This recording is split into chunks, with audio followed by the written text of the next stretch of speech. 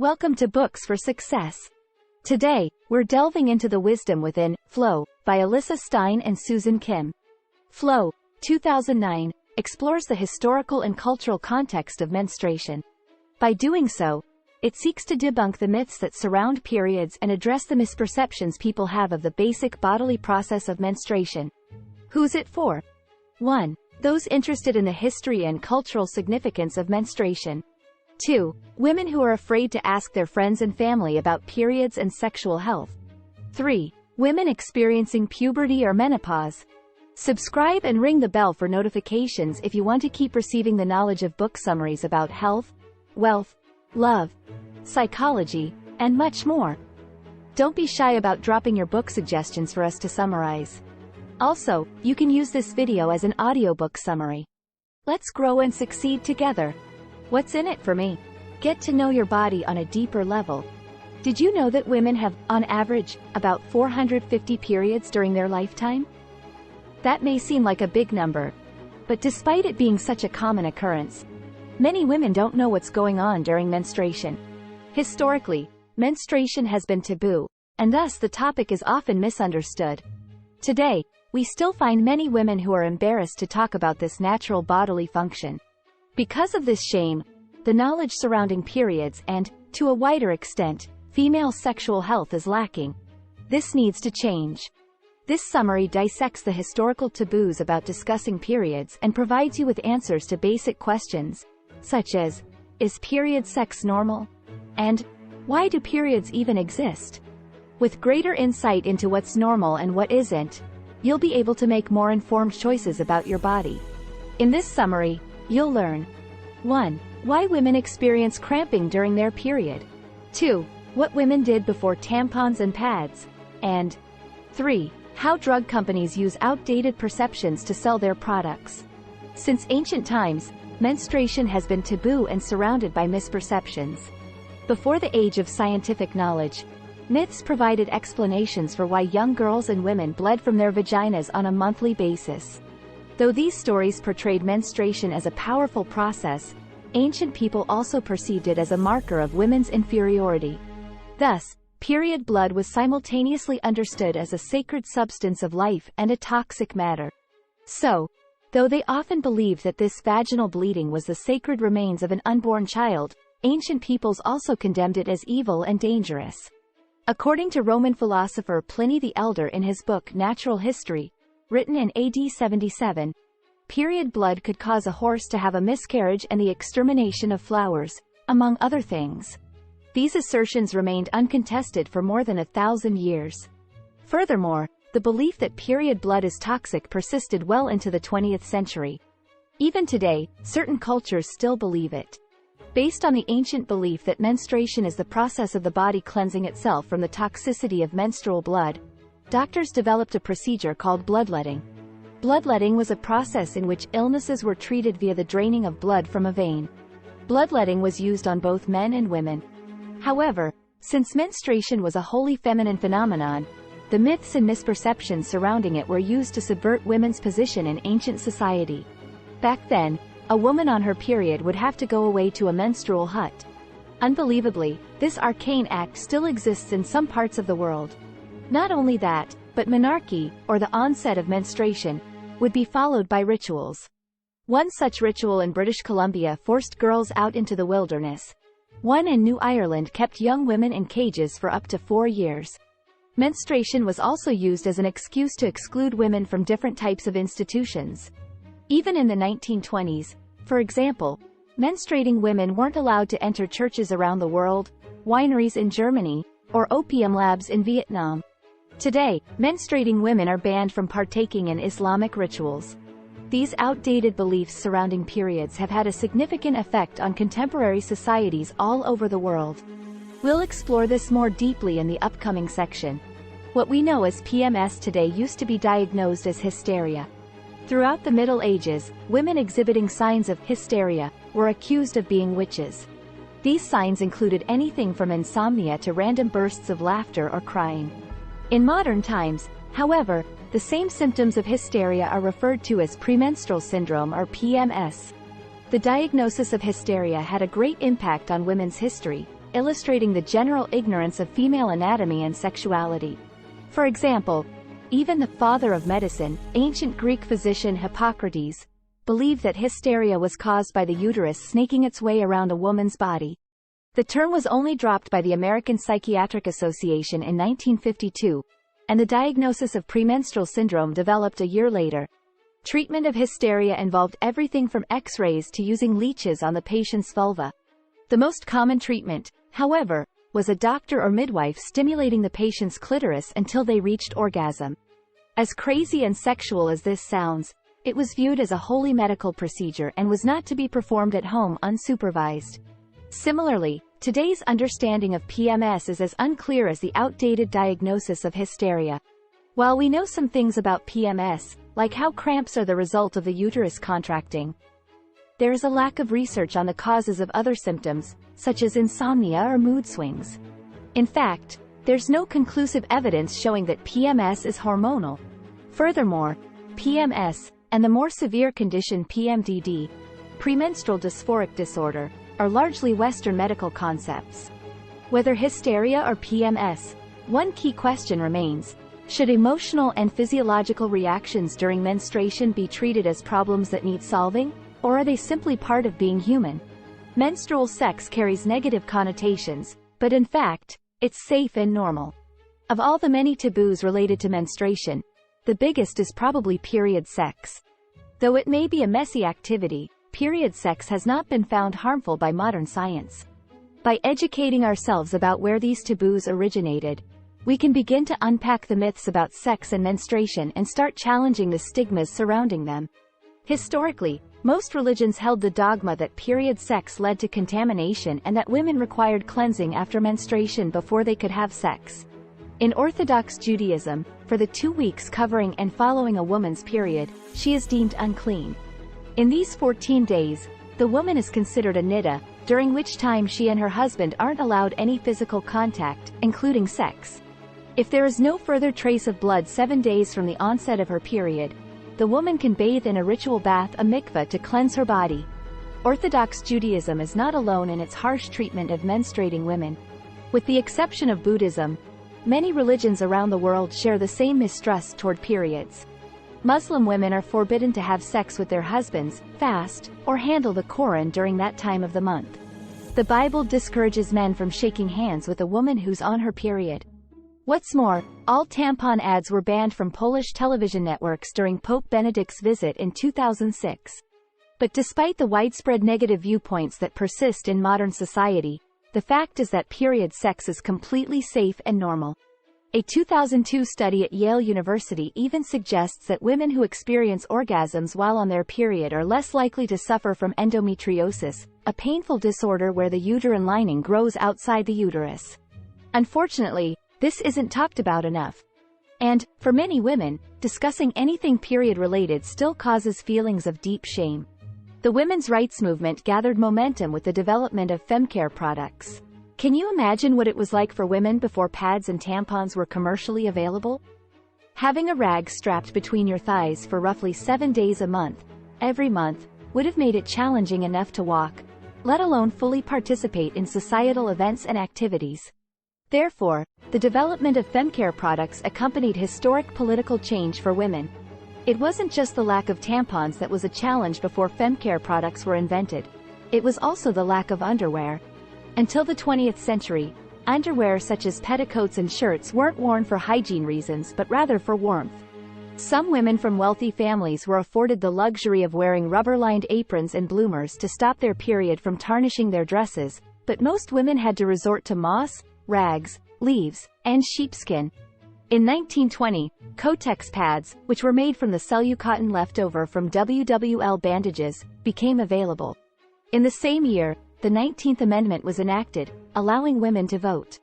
Although the pads were a great advancement, they were still bulky and had to be held together with elastic belts and pins, making them highly uncomfortable. Later on, in the 1970s, self-adhesive pads were sold by brands like Carefree and Stayfree. This coincided with the women's liberation movement, where women were fighting for their rights on issues such as equal pay and abortion. Today, in the West, Menstruation no longer gets in the way of a woman's education or career. But over in sub-Saharan Africa, for example, some young girls are absent from school 10 to 20% of the time because of a lack of femcare products. Femcare ads perpetuate the ancient belief that menstruation is a shameful phenomenon. Thanks to television, magazine, and billboard advertisements for femcare products, periods have stepped out of the shadows and become more visible than ever. But the spotlight shown on periods has only helped to serve the outdated viewpoint that menstruation is shameful and needs to be hidden. The collective consensus on menstruation was built on successful marketing campaigns led by the $2 billion femcare industry. Femcare ads typically show beautiful women dressed in little clothing and surrounded by tranquil landscapes. No mention or reference to period blood is made. This suggests that menstruation is impure and that women require cleansing afterward. Furthermore, though the ban on femcare ads was lifted by the National Association of Broadcasters in 1972, menstrual blood is still being represented by a blue liquid, suggesting that periods are too unclean to be seen by American audiences. In addition to exploiting women's insecurities about their periods, marketing campaigns are now exploiting fears about vaginal odors to sell douches. Jokes about vaginal smells have persisted for years, creating deeply rooted insecurities for many women. The fact is, healthy vaginas usually have no odor, and if they do, it's a sign that maybe something isn't right and you should visit a healthcare professional. However, since the 1930s, the femcare industry has used ads to convince women to buy products that mask these non-existent vaginal odors, claiming that these treatments could solve marital problems. They were very dangerous. Popular vaginal douches such as Zenite, a weaker concentration of bleach, and Lysol, the very same chemical you use to disinfect your kitchen, or even a mixture of water and vinegar, can disturb your body's pH levels and cause bacterial vaginosis, yeast infections, and, worse yet, pelvic inflammatory disease. Despite the proven ineffectiveness and risk of vaginal douche products, 20 to 40% of American women report regularly using them, showing just how deeply rooted these insecurities are. Many women lack basic knowledge about menstrual cycles and pregnancy. We're all aware of the implied meaning behind the words, "I'm late," either having heard it on a TV drama or from a good friend. What many people, including women, don't know is that a late period isn't necessarily indicative of pregnancy. It could indicate very different things like stress, perimenopause, or even that you're still ovulating. The absence of information surrounding menstrual cycles and pregnancy is a result of the collective shame manufactured and exploited by American culture when it comes to anything period-related. For example, one overlooked fact is that women are able to menstruate without ovulating and vice versa. In the 2 years following the onset of menstruation, up to 80% of menstrual cycles don't include ovulation. In contrast, amenorrheic women who have gone for months without menstruating sometimes get pregnant because they were ovulating despite not having their periods. Furthermore, you can become pregnant even if you're having sex on your period. Though many animals usually only have sex when they are in estrus and heat, human beings have sex at any point of the female's menstrual cycle. However, many people are unaware that having unprotected sex in the weeks following your period exposes you to a high risk of pregnancy. This is because you are most fertile after your period, during ovulation. Even fewer people know that sperm can remain in a woman's vagina for a few days, so if you have sex while on your period, there's a possibility that you can still get pregnant. Additionally, the heavy spotting women sometimes get when ovulating is often mistaken for their period. Ultimately, there is a large gap in our knowledge surrounding menstruation. This is mainly due to the distribution of information by big businesses that are more interested in selling their products than they are in educating women about their natural bodily processes. The bleeding that women experience while on the pill isn't actually a period. Did you know that over 100 million women from all over the world use the birth control pill? Surprisingly, most of them aren't aware that the bleeding they experience while on the pill isn't their period. It just goes to show how many women don't know enough about menstruation. Let's begin at the top. What is a period? When your cycle starts, your brain signals the egg follicles that are located in your ovaries to begin ripening. On the 13th day, or thereabouts, the brain sends out another signal to let your body know it's time to ovulate. The remaining follicle, or follicles in the case of twins, opens and releases the hormones progesterone and estrogen. which tell the uterus lining or endometrium to expand so that the egg can travel through the fallopian tubes to the uterus. If the egg encounters any sperm on its journey, it will latch itself onto the uterine wall. Here, it will form a placenta, which will be nourished with blood via 3 arteries from the uterus. If there is no conception, the egg will simply dissolve, and the arteries will stop pumping blood to the uterine wall, effectively killing the layers of endometrial tissue on the uterine wall. Then, to get rid of the tissue, the arteries open up for a short period to let the sudden pressure of blood rush through and rupture the layers. During this process, gravity and uterine contractions, more commonly known as cramps, accelerate the passage of the dead tissue through the cervix and out through the vagina. On the outside, what you're left with and what period blood is made of is blood, uterine tissue, and mucus. However, what happens when you're on the pill is something else. Typically, birth control pills contain estrogen or a mixture of estrogen and progestin, which you take for 3 weeks to trick your body into thinking that it's pregnant. During the remaining week, you take placebo pills, which create a mild version of endometrium that breaks down and exits the vagina. Therefore, you experience gentler versions of blood flow, cramps, and other related symptoms when you're on the pill because it's not really menstruation at all. Pharmaceutical companies try to profit from our negative view of menstruation and menopause. Have you ever tried to imagine life without periods or the side effects of menopause? Seems pretty great, right? But if you think about it a little more deeply, does it sound like it's a good idea to have these bodily processes eliminated for good? To get right to the point, it's a sales pitch from drug companies. Remember the birth control placebo pills mentioned in the previous section? They were originally included in birth control pill packages because drug companies feared that women wouldn't buy something that suppressed a natural bodily function. However, today, we can stop or reduce our periods with drugs such as Yaz, Librel, and Implanon, which are basically birth control pills without the placebo. Understandably, women who suffer from extremely painful cramps and other menstrual symptoms might view these period-restricting drugs as a more tolerable alternative to having a hysterectomy, the surgical removal of the uterus.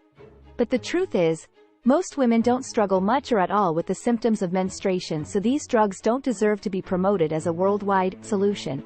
As with periods, pharmaceutical companies have also tried to exploit women's fear of menopause. For a long time, menopause was seen as a disease. Nowadays, we understand that it's nothing more than a natural process that female bodies undergo. With the average life expectancy as high as it's ever been, more and more women are going through it. But despite growing exposure, women still fear the symptoms that accompany menopause, such as hot flashes, difficulty concentrating, and mood swings, as well as signs of aging. Drug companies have capitalized on the fear of aging since the 1930s, convincing women that they can avoid it with hormone replacement therapy, HRT. Though long-term use of HRT has been known to increase the risk of blood clots, heart disease, stroke, and breast cancer, drug companies still insist on marketing these drugs to consumers today. Final words. The key message in this book.